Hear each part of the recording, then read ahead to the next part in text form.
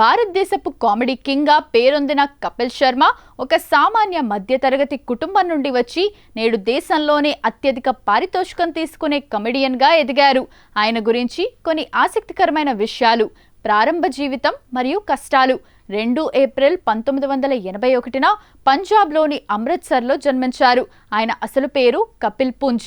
నేపథ్యం: ఆయన తండ్రి పంజాబ్ పోలీస్లో హెడ్ కానిస్టేబుల్గా పనిచేసేవారు. 2004లో క్యాన్సర్తో ఆయన మరణించడంతో కపిల్పై కుటుంబ బాధ్యతలు పడ్డాయి. ఒకప్పుడు పీసీఓలో నెలకు 500 రూపాయల సంపాదనతో తన ప్రస్థానాన్ని ప్రారంభించారు.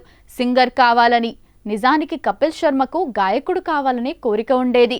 ఇప్పటికీ తన షోలలో ఆయన అద్భుతంగా పాడుతుంటారు. Career turning points: the great Indian laughter challenge. ఈ షో సీజన్ 3 విజేతగా నిలవడంతో కపిల్ దశ తిరిగింది.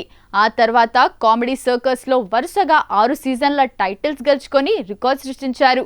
కామెడీ నైట్స్ విత్ కపిల్ 2013లో ప్రారంభమైన ఈ షో ఆయనను ఇంటింటికి చేరువ చేసింది.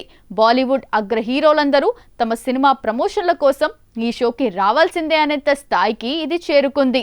ది గ్రేట్ ఇండియన్ కపిల్ షోతో గ్లోబల్ ప్రేక్షకులను అలరిస్తున్నారు. ఇటీవల ఈ షో 5వ సీజన్ కోసం కూడా రెన్యూ అయింది.